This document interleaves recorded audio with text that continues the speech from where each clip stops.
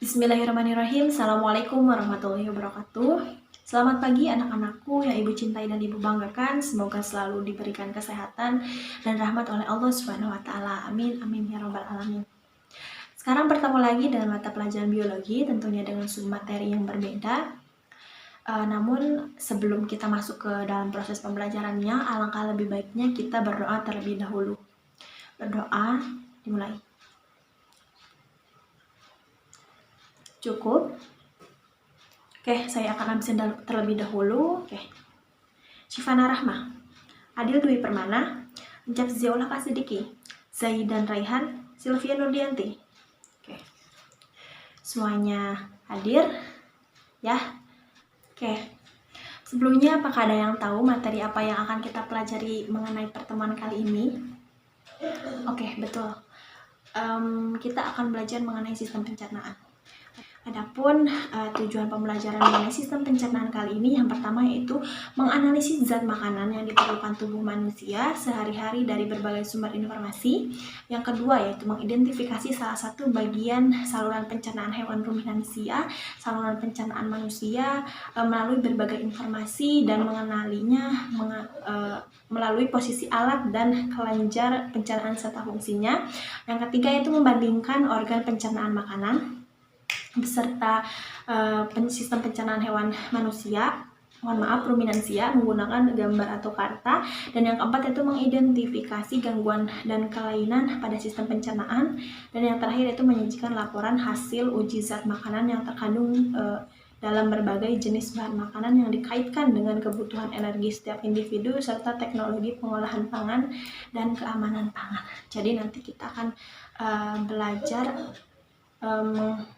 mengenai zat makanan, mengenai sistem pencernaan pada manusia, dan mengenai sistem pencernaan pada hewan ruminansia. Adapun nanti ada sesi diskusi, seperti ada praktikum kecil-kecilan mengenai uji zat makanan, nanti berkelompok dan diskusi pun berkelompok. Pokoknya nanti akan sangat seru sekali mengenai pembahasan sistem pencernaan kali ini. Oh iya, di sini setelah kalian melakukan praktikum kecil-kecilan ini ada laporannya ya, laporan tapi tidak terlalu susah. Nanti saya jelaskan lagi saat pembelajaran berlangsung ya. Oke, sebelumnya ibu akan bertanya terlebih dahulu kepada kalian.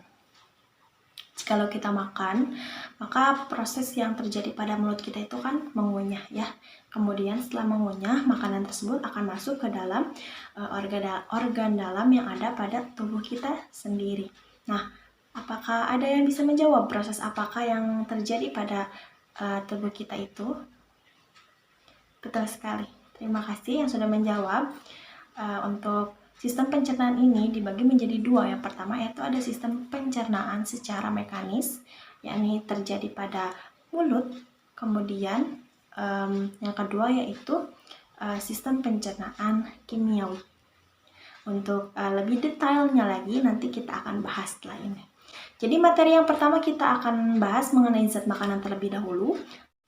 Oke, kita bahas satu persatu ya mengenai zat makanan. Yang pertama itu ada karbohidrat. Karbohidrat ini merupakan senyawa penting dalam tubuh kita. Mengapa? Karena fungsi dari karbohidrat ini untuk sebagai sumber energi pada makhluk hidup. Contoh dari karbohidrat itu apa? Contohnya ada nasi yang sering kita makan, ya. Ada kentang, ada apalagi ubi dan masih banyak lagi. Ya. Oke, yang kedua yaitu ada protein. Protein ini merupakan senyawa yang penting bagi plasma sel. Adapun fungsinya sebagai zat-zat pembangun dalam tubuh dan membantu proses pembentukan hormon dan sintesis enzim. Oke, yang selanjutnya itu ada lemak. Lemak ini merupakan zat makanan yang berfungsi sebagai pelarut vitamin A, D, E, dan K. Adapun fungsi lainnya sebagai pelindung organ tubuh. Next, ada vitamin dan mineral. Vitamin ini merupakan vitamin dan mineral ini dibutuhkan dalam jumlah kecil karena fungsinya ini sebagai pembentukan hormon, tulang, gigi, dan darah. Next ada air. Nah, air juga di sini termasuk pada zat makanan karena ada materi zat makanan, maksudnya air ini fungsi utamanya antara lain mengangkut nutrien ke dalam jaringan. Nah, untuk pengantarnya sudah saya sampaikan ya mengenai zat makanan. Kali ini saya akan mencoba membagi kelompok untuk kalian bisa melakukan sebuah praktikum kecil-kecilan ya mengenai zat makanan. Apakah bahannya dibawa semua? Saya sudah menginstruksikannya minggu kemarin. Oke, bagus sekali. Nah, sudah saya bagi kelompoknya, silakan kalian berkelompok. Waktunya hanya 15 menit ya, karena ini praktikumnya sederhana dan tidak terlalu susah. Kalian cukup mencampur-campurkan apa yang telah saya instruksikan. Oh iya, saya akan bagikan juga LKPD-nya. Setelah itu nanti setiap kelompoknya akan mempresentasikan hasil dari praktikumnya. Ya, silakan saya beri waktu 15 menit.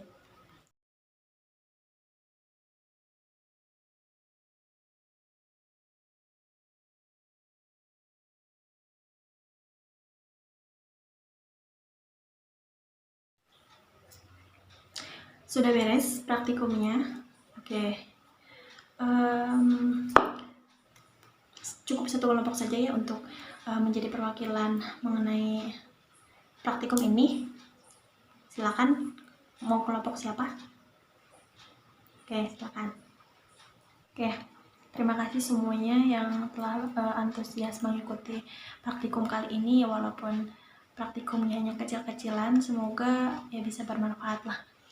Oke, saya simpulkan kembali mengenai praktikum yang telah kalian lakukan tadi untuk uji amilu. Uji positifnya menghasilkan warna biru kehitaman. Tadi ada beberapa sampel ya. Yang pertama ada tinasi, perkedel, dan masih banyak lagi. Nah, biru kehitaman itu berarti makanan tersebut mengandung karbohidrat seperti itu. Adapun lemak, tadi lemak cukup mudah ya, cukup ditempelkan pada kertas, lalu dilihat apakah itu mengandung minyak atau tidak, berarti itu termasuk lemak seperti itu. Kedua yaitu ada vitamin C. Vitamin C tadi untuk indikatornya betadine. Sip, bagus, terima kasih. Lanjut pada materi yang selanjutnya mengenai sistem pencernaan manusia. Nah, proses pencernaan pada manusia ini terdiri dari dua. Yang pertama yaitu pencernaan mekanis dan yang kedua yaitu pencernaan kimiawi. Pencernaan mekanis ini merupakan pengubahan makanan dari bentuk besar atau kasar menjadi kecil atau halus. Ya, misalnya penghancuran makanan dengan gigi atau oleh otot lambung.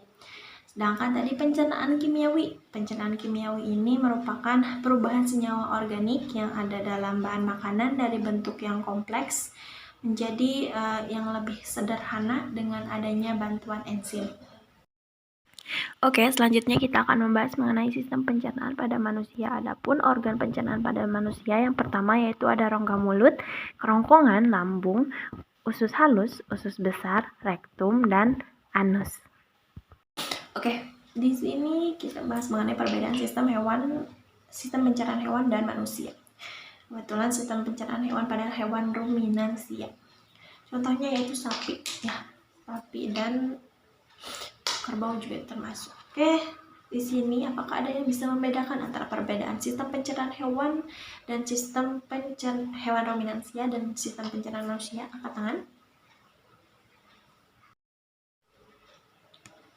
Nah, tadi karena sudah dibahas ya mengenai sistem pencernaan manusia, kali ini saya akan memperjelas saja mengenai sistem hewan ruminansia. Apalagi tadi sudah dibahas oleh Sylvia, bagus sekali tadi, patut diberikan aplaus ya. Nanti akan saya beri nilai. Hewan ruminansia atau disebut juga dengan hewan pemamah biak atau hewan pemakan tumbuhan, disebut juga dengan herbivora. Nah, sistem pencernaan pada hewan ruminansia ini lebih unik dibandingkan dengan manusia. Mengapa? Karena hewan ruminansia ini dapat mengunyah makanannya melalui dua fase. Ya, tadi sudah disebutkan juga.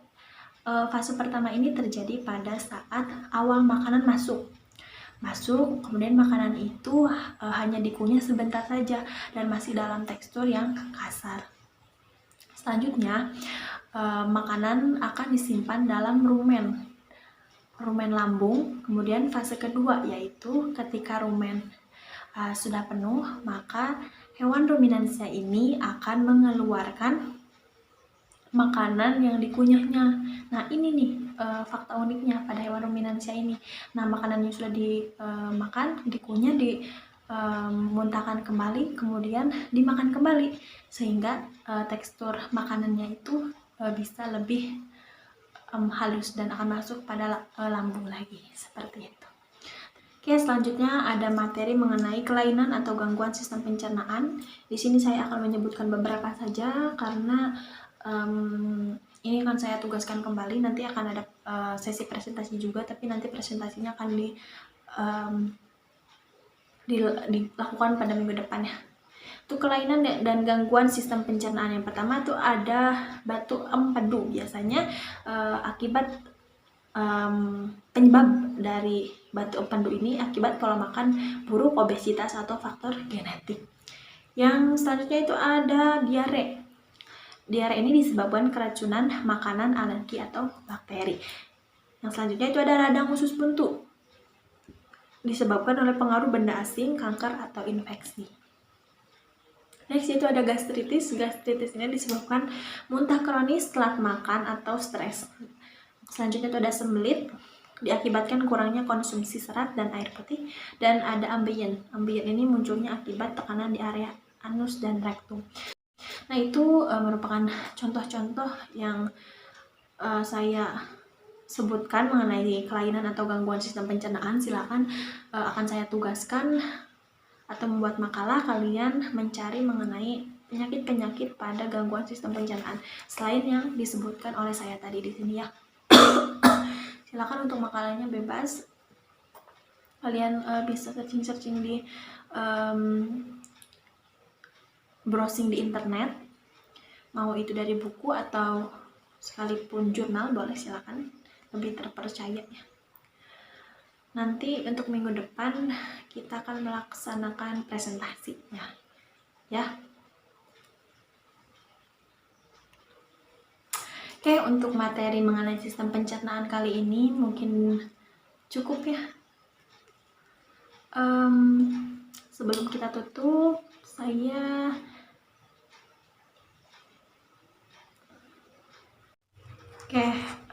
sebelum saya tutup, saya ingin bertanya terlebih dahulu kepada kalian, apakah ada kesulitan selama belajar mengenai sistem pencernaan ini? Oke, alhamdulillah, berarti kalau tidak ada, semuanya sudah paham.